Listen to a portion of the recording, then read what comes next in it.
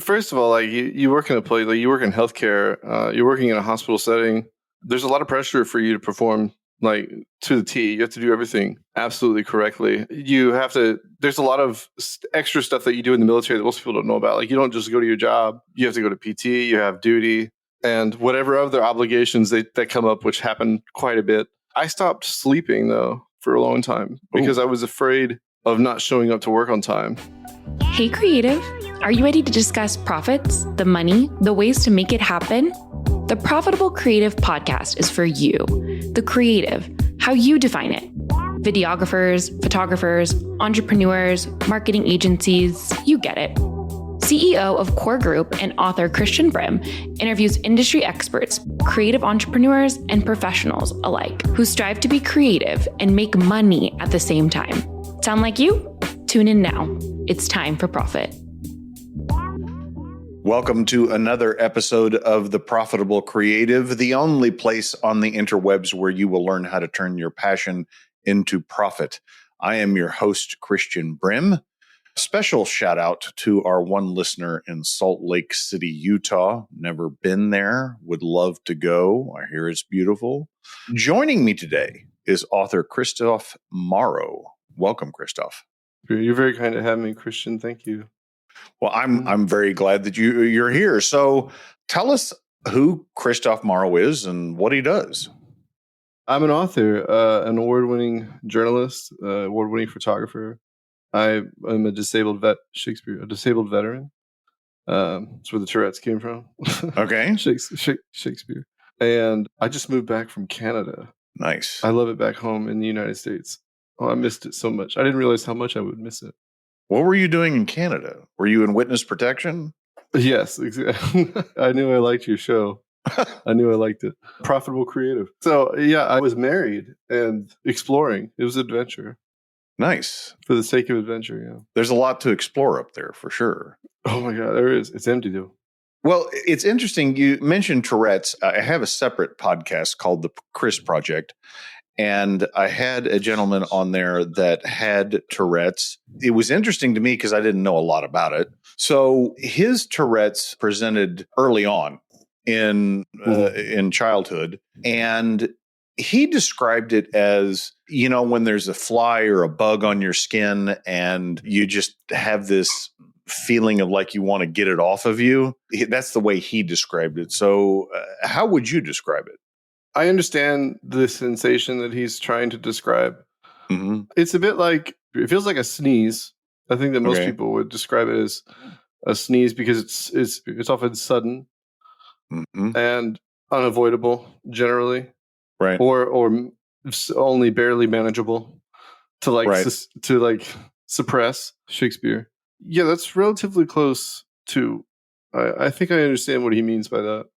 Yeah, and he tried medication and did not think that helped, and essentially he said he kind of grew out of it, which I guess some people do if they have it at an early age.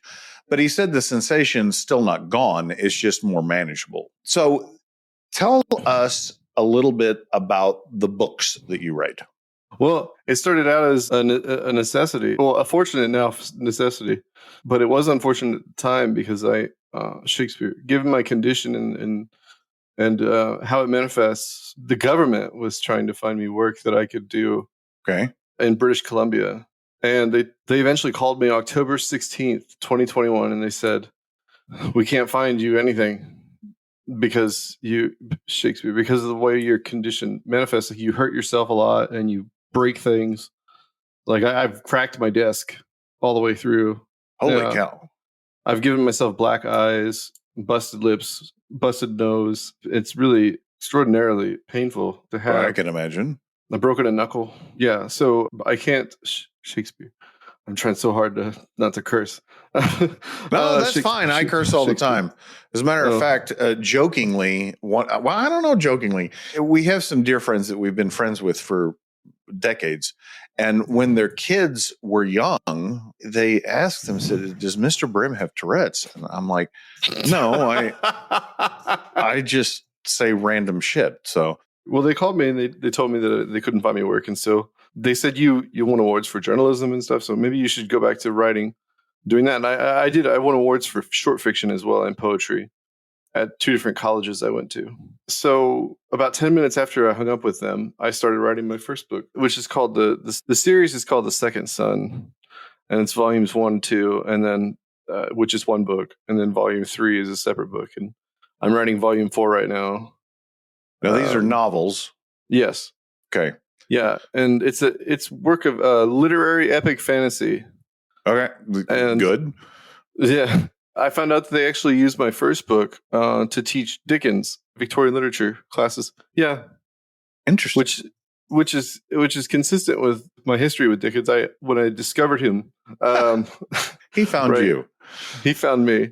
Right. I realized that the music of his work made sense to me, and adapted his style into my own. And he's a really large influence for me. So when I found that out, someone just wrote to me on Instagram and said, "Oh yeah, my intro to Victorian literature professor recommends your book for when we got to Dickens." And I was like, "That's Now you're cried talking for about hours. Charles Dickens, right? Charles Dickens." Okay, so are you as verbose in your writing as Charles? Because I remember No. reading him when I was a kid, and I was like, God, this is boring. I mean, can you get to the point? No, it's not. It's not quite. I try to toe the line a little bit more, because I'm from the South. I'm from the deep South, and storytelling is a way of life down there. Right. This is what we do, and so I take the philosophy of trying to simplify things for the audience, because that's just the way it is. That's the way we tell stories with Charles Dickens. So I think it's a really interesting synthesis. Yes, an abbreviated Charles. Yeah. All right. Okay, so I've got a couple of questions framing this. So let's back up. You grew up in the Deep South. Whereabouts? When you say Deep South, I think Alabama or Mississippi. It's Texas. Yeah. No, that's not the Deep South. Come on. Where are you from? I'm from Oklahoma. Texas is a whole nother country. Texas is the South, man. Texas is the South. It is the South. I'll agree with that. But the Deep South, I don't know. Well, there's a lot of reasons why I would argue for that, but it would get weirdly political. And anyway, so yeah, it is a very curious place, because I've lived in Louisiana. I lived in Florida when I was stationed there, and I still feel like I live in South Carolina now, which is apparently the Deep South. No, It's not. No, I don't think so. I mean, you might throw Georgia in there, but to me, it's the Gulf states. But I live like 90 miles from the border of Georgia. Okay, so you grew up. Where in Texas did you live? Around the Houston area. Well, my wife's from Houston. Oh, cool. So went into the military after high school? Mm-hmm. No, you said you went to college. I went to college after the Navy. Okay. So you were in the Navy. What did you do in the Navy?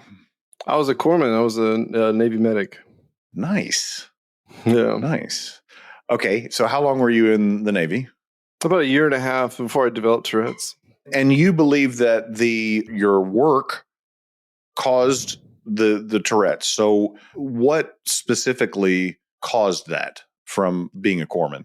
Well, it's actually a number of things. First of all, like you work in a place, like you work in healthcare, you're working in a hospital setting. There's a lot of pressure for you to perform like to the T. You have to do everything absolutely correctly. There's a lot of extra stuff that you do in the military that most people don't know about. Like you don't just go to your job. Right. You have to go to PT, you have duty, and whatever other obligations that come up, which happen quite a bit. I stopped sleeping though for a long time because I was afraid of not showing up to work on time. Wow. And so that's actually how it manifested, I think, just generally. I also lost a shipmate, and that really messed me up for a while. Were you deployed at the time? No. He completed suicide. This was a guy I was friends with and worked with every day. That's awful. Yeah. So you get disability, you're discharged. Mm-hmm. What was next? To make something of myself, I think. I had a lost purpose. I had surrendered purpose going from being in the Navy, because I felt like I had a reason for being. And But then whenever I was out of the military, it was like, well, I need to invent another purpose. Mm-hmm. And I had been writing in the Navy a little bit, and I enjoyed wasting taxpayer dollars printing my stories and giving them to people. I appreciate it. I'm writing my estimated tax payment to the feds this week, so I appreciate it. Oh, no. Sorry about that.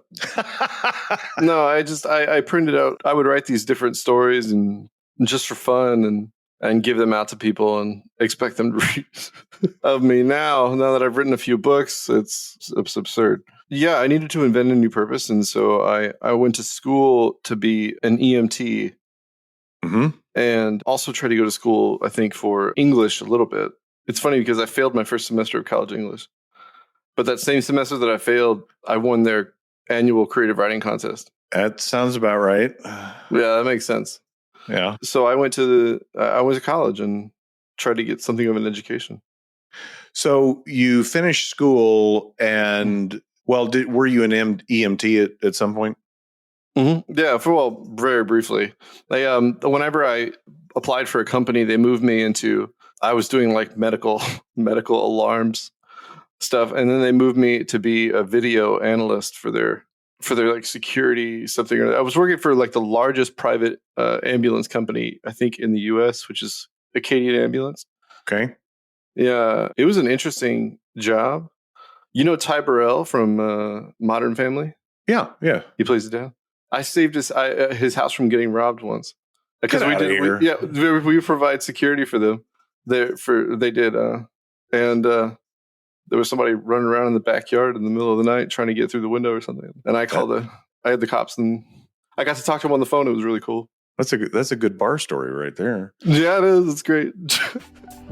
Today's episode of The Profitable Creative is brought to you by Core Group.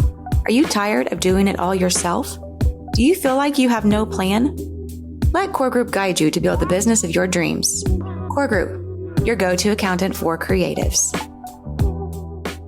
So at what point did you decide to do writing full-time? And what was the thought process or the motivation there? Well, I think I didn't, I'd always wanted to go into writing. I guess that's what you meant. I wanted to go into writing for a long time, but it didn't seem practical in any sense, you know, especially now with AI and everything. It's really difficult to compete with stuff that could be generated just and amuse people. But it didn't seem practical at the time until I became a journalist. That's when I realized that maybe I could do something with it. That was when I was 27. I got work as a journalist. How long did you work as a journalist? About a year. Honestly, it was about a year. It wasn't very long. I moved to Canada. Right. And that was whenever my journalism career ended. But I still won an award. 2 of them. What kind of things did you write about? Which is really funny because I don't watch sports. I love playing sports. Right. I love playing sports. Played football, played basketball, played baseball. But I just don't care to watch them. And so it was quite funny whenever they were like, well, we'll start you out in sports. And so I did. It wasn't as bad as I thought it would be. Yeah. It was pretty fun. But then my editor knew that I wanted to move into news. And that covers everything from local elections to trials to council meetings. Anything remotely political was covered, whether or not it was divisive at all. Right. That sort of thing. And, other events that come up, like we had Hurricane Harvey come through. And so I covered that. And that's what I won an award for, was a photograph I took during that. So do you dabble in photography as well? No, I think I have the instincts for it. But I've met so many people that are better than me. Right. That are far better photographers. They're just as amateur as I am. I don't really mess around with photography at all. I just know how to frame photos, I guess. Yeah. So moving into novels, and you mentioned AI, how did you decide what you were going to write your first novel about? Was there a story that was just there that had been there a while that you wanted to tell, or? I had something of a villain that I realized that I could adapt to the climate of issues and that we deal with now, for more specifically like climate change and things like that. There's a sort of monster in my book It's more so plural, actually. It's a swarm kind of thing. And they burn everything in their path. And it creates this extraordinary amount of ash and problems. And I had that villain, I had that monster invented for a different story that I had written only a page of. I adapted it to when I realized that I could broaden its purpose. And so I did that. And I wrote the first chapter thinking it was going to be just a short story. Okay. And I was going to kill off someone that was really, that you would get to know and love. And then I realized, I was like, you know what? I'm going to write this. I wrote it. I finished it. And I said, okay, I left it without being resolved. And then I said, okay, I'm going to write a second short story, completely different area, different characters, everything. And so I did. The first 3 chapters of my book are 3 different parts of the world, 3 with different characters, with dozens of characters across 3 different parts of the world. And you learn how they're connected as the story goes on. Okay. And so that's what I did. I just started writing 3 different stories, and then sort of like a very similarly to George R.R. Martin's strategy, which he did with Game of Thrones.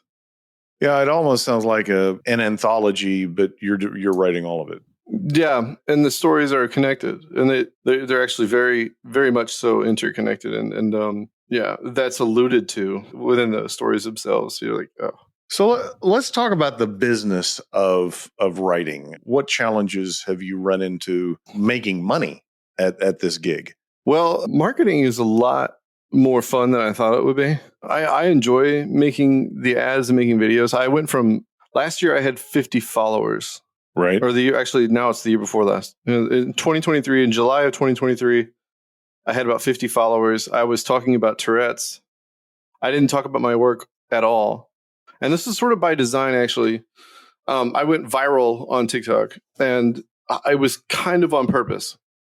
Okay, so the way I did it for the first 3 weeks of my book, of my account being open on TikTok, I discussed nothing about my books. All I did was talk about Tourette's. So the books had already been published. Yeah, the first book had been published. Yeah. Okay. And so my first book had been published, but I didn't talk about it at all. I talked about my experience with Tourette's and living with that, and I had about 50 followers.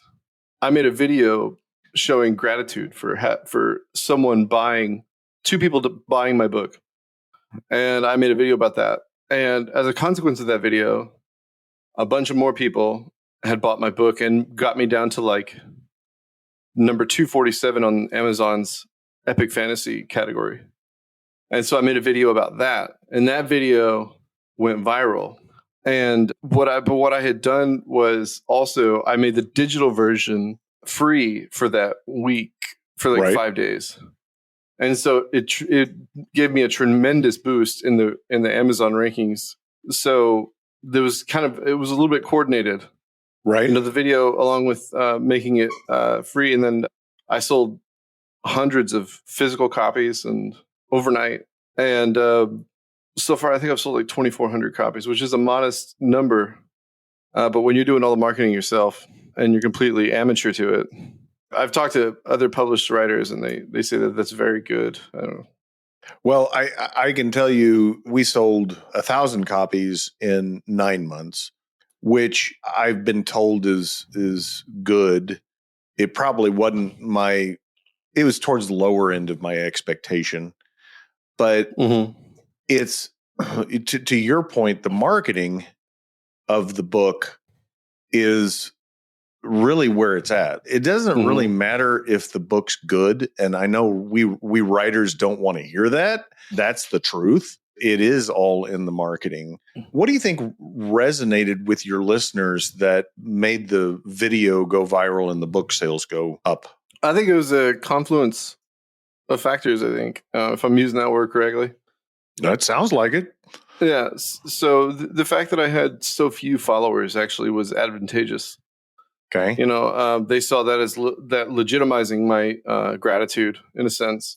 Right. And also the fact that, I did make the video in earnest. I was very grateful and very excited, and I still am. Every time I sell a book, doesn't matter if it's one copy or 100, I have the same response. Right. You know, to this day, I still text my friends like, I sold a book. And they go, yeah, that's great. That's great. You know, it's just, anyway. Yeah. So it was also the fact that I had discussed Tourette's, I think, was a large part of it too, was that I had a legitimate sort of grievance towards my reality. Right. You know, that I had to deal with that really shapes and undermines my ability to live a life that is fulfilling and attractive, you know, in a sense to people. It's because it's difficult to live with Tourette's. It's really difficult. I think. Yeah, I would imagine it makes most social encounters awkward, especially when people are not, I don't want to say mature enough to handle it. But I mean, if I'm being honest, that same type of social awkwardness shows up for a lot of disabilities. I mean, you know, people in wheelchairs or things like that. And people just get weird around it. Like from my perspective and my experience, it's for some reason they focus on the difference rather than the person. Yeah. Right. And they just can't get over the difference. Yeah. I also think, like you said a moment ago, it has everything to do with them feeling just really awkward about the situation. They really don't know, because I try to give people a lot of grace when it comes to that sort of thing. Like they don't mean it maliciously. Right. They just really do not know what's expected of them. Right. Which is fair. Just to acknowledge my needs in terms of conversation. Like, so if I'm having a tick, you know, like something's funny. It's funny because one of my favorite shows is Doctor Who, and there's a character that has a stutter. I love Doctor Who. Oh, my goodness gracious. Well, Donna Noble, if you've seen the show, of course, for people that have seen it, Donna Noble, she is talking to a guy with a stutter. The guy's trying to get something out, and she goes, "Oh, you can't talk." You know, that doesn't age well, because when you think about it, it's one of those things that I realized that I was like, ooh, that's not good. That's not good to, you know, to point it out and to make fun of him and sort of thing. So in that sense, it's quite antiquated in the way that it treats people with stutters, and I'm one of those people. Right, Shakespeare. I have something of a stutter whenever I have, for example, if I'm expected to talk, like at a drive-through or on the phone, you know, they're saying, you know, how could I help you? And I'm like, I have to talk right now. And that's when it happens. I think that 80% of the time now, most people are very accommodating. Does stress trigger the Tourette's? Okay. So like the expectation that I've got, kind of like with a stutter, like, oh shit, I've got to talk. That just ramps up the anxiety and kind of a self-fulfilling thing. Yeah. But most people, like you said a moment ago, are just very awkward about it, and they don't mean it. They just really don't know what to do. I dated a girl that was in a wheelchair, and she, like you said, also, they don't know how to behave. They just lose all, you know, their social skills. It's really quite funny. I want to pivot back to the book business for a second. You self-published? I did. And I had a reason for that. It wasn't because I couldn't get traditionally published, which I sort of resent the notion that that's superior in the first place for a lot of reasons. Because first of all, you get far fewer royalties with traditional publishing. They expect you to do most of the marketing yourself these days anyway. Right. They generally, what they do is, for some reason, it's legitimizing, which I understand to an extent why it's legitimizing, because you have an editor. I guess generally you have if you don't already pay your own editor. And so distribution is a large part of what their function is these days. Right. For me, whenever I thought about all of the great artists that have come out of like self-publishing platforms like YouTube and Spotify and different like music making programs, and I realized that it didn't matter that they were self-publishing. Justin Bieber, for example, I know that a lot of people have mixed feelings about him for some reason. He was a kid when he went viral and famous and became super well-known all around the world. He started on YouTube. Right. And there's so many celebrities now. Joji, another one who is an incredible, gifted, very, very brilliant musician, was making really silly parody videos and ridiculous videos on YouTube. And someone just told him, in the comment section one time, he made a song for a video as a joke, but the song was actually quite good apparently. And the guy said, your music, I think you could actually do something with that. And he's like, for me, especially one of my favorite. So I realized that it didn't matter. I learned that Charles Dickens, it was rejected like 63 times from publishers. He was actually ridiculed for his work for A Christmas Carol, which is without a doubt now considered one of the most beloved Christmas stories of all time. Right.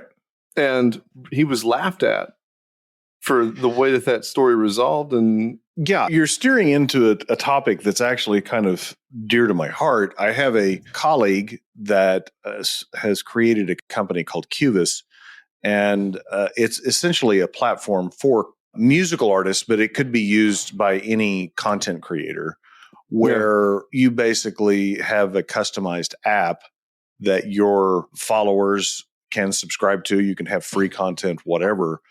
But his desire was to take it off of the major platforms, right? So you're not beholden to YouTube, and you control the whole interaction with your fans. And you have complete control. They take a small royalty off the top of sales through the platform, but it's nothing like YouTube or any, because we had Peter Thune on here, who's an old movie producer, record producer, and he was talking about that as well. And he's actually helping Cody with this Cubus, because it's the publishers, the record labels, whatever, they controlled the technology in the past, and they controlled the distribution. But now technology is changing that, so that it is that way now, but I don't think it's going to be in the future, where people can put out their own work and benefit from it without, but like you and I are beholden to Amazon, right? I mean, we pay ridiculous royalties to them that they only earn because they have the distribution. Yeah. Right. Hey, listeners, are you ready to turn your passion into profit? Then grab a copy of Profit First for Creatives. Click the link in the show notes to purchase a copy. And if you're not ready to make that full commitment, you can download a free copy of the first chapter. Check it out right now. But if we as creators can get traction with the community through other means, other marketing, we don't really need them. No, I started getting a lot of followers. I have pretty close to 9,000, which is, I know, is a modest figure compared to many. I know this as in 18 months, that's nothing to sneeze at. Yeah. And a lot of writers I know that I've befriended over these past couple of years, they don't have even remotely close to that. Right. I know that there's there's a number of factors that contribute to that, but I'd like to believe the quality of my work has something to do with it. Absolutely. Go back to what you said at the beginning with the AI. Like you can create a book using AI however you want. I mean, either writing the whole thing or assisting you or whatever, and get it to publish within a week. Like get the typesetting and get it in the format and get it uploaded. And if you can market it correctly, you can sell it. Now, whether like I said, whether the content's any good is, who knows? Probably not. Right? Yeah. But if you had to go out and earn your credibility like you did, like I'm doing, you can't get away with just putting shit out there. And that's what I'm saying is that I think that it's kind of going to come back and bite them with the technology, because yes, they control the distribution now, But now with the additional technology of, and this is the same thing with content on the web, like Google and all these other things. There's just this explosion of crap out there that no one wants. And authenticity, building that community, is going to become key because It's the currency. It's the currency. It really is. Yeah, no, I agree completely. For a number of reasons, I feel like AI generated content is going to be it undermines itself. First of all, like I've learned that there's some kind of the fact that it learns using like mining content all over the internet. It's actually learning from itself. Yeah. Like AI models are learning from themselves. And so I don't remember what they call that, but there's some term. My son and I were talking about that. Like it just goes into a loop because it's just feeding itself. It's feeding itself, but it's feeding itself its own shit. And so like it's gonna like come out and it's just gonna be more shit. And it's not gonna be right. It's generating mistakes that it doesn't realize are mistakes, and then it's going to consume that content thinking this is the right way to do things. Right. And so it's feeding itself. So well, that's okay. Sam Altman, I don't know if you read yesterday, came out and said that 2025 was going to be the year that they achieved general artificial intelligence. And I'm like, okay, dude, I don't know what crack you're smoking, but the idea that artificial intelligence is going to have this critical mass where it now has general intelligence and pass the Turing test, like there's no way. There's absolutely, that's just bullshit. Sell stock. I don't believe it. I have no idea, honestly. It makes mistakes pretty consistently, and I know this because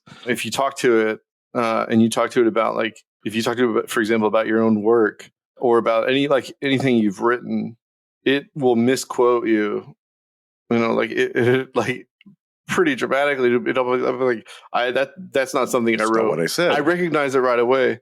Yeah, and it can't. Yeah, just can't. It is more limited than people realize. Oh, so I created a online course for Profit First for Creatives for our clients, and I thought that would be a great use case for artificial intelligence, for an LLM. So I uploaded the book and I said, only using the content of the book, write me a course outline based upon the book, right? And it got the first section right, but as it iterated through the chapters, it got worse and worse. And so then I broke it out and I was like, okay, only create a course outline on chapter 1, and tried to piece it out. And I kept iterating, trying to get the prompt the way I wanted to. And then I finally gave up and I'm like, it's quicker for me to do the course. Like, to me, it's like, I just want this information in a different format. I don't want you to think anything. I don't want you to create anything. I just want you to take this and put it into a different format. But it couldn't do it. Now, I'll admit that maybe it's my lack of understanding of the LLM and I couldn't prompt it correctly. But for AI to be effective, it needs to not have to be prompted too much. Like, an average person should be able to say, this is what I want and get a fairly predictable outcome. I would consider myself an expert in what I do. And I think many people would, actually. And it's often wrong about stylistic things. And even, for example, like there was one time it questioned a certain word that I used in a poem that I wrote. And it said, these are the other words that you could use. And I told it why it was wrong. And I call it the robot. And the robot was like, oh, you know what? You're right. Yeah, that makes sense. That why it wouldn't work, why the words that I suggested don't work, and the ones that you chose make sense. Yeah, it's just simply wrong, and you have to be able to recognize. 100%. That's the thing. You have to be able to make that discernment, and it often can't, and people are relying on its expertise. Go to ChatGPT for your tax advice. That's what I suggest. How do people find your book, The Second Sun? Like a sun in the sky. Yeah. Okay. How do we find it? It's on Amazon, and it's, of course, and it's also, you can find it via my website, which is christophemorrow.com. Perfect. We'll put that in the show notes. I personally am going to go buy the copy So because I'm wow. I'm going on a business trip, and that genre, I almost exclusively read 3 categories. I read sci-fi first, fantasy second, and crime drama. So I will pick it up for my upcoming trip, and I'll have something to read. Listeners, if you like what you hear, please rate the show, share the show, subscribe to the show. If you don't like what you hear, shoot us a message. Tell us what you'd like to hear, and I'll get rid of Kristof and replace him. Until then, ta-ta for now. And that's a wrap for today's episode of The Profitable Creative. Until next time, you money lovers. And don't forget, Profit First for Creatives is live via Amazon. Link below.